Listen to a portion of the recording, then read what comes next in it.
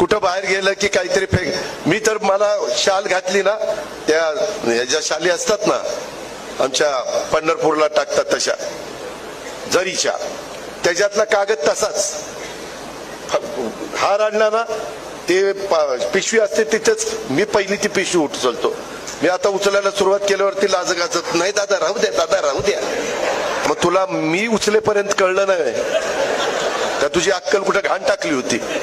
नका ना आणू, शाली आणू नका, टोप्या घालू नका, मला त्याच्यामध्ये हार घालू नका, येऊन नुसता नमस्कार करा, तो मला प्रेमाचा वाटेल।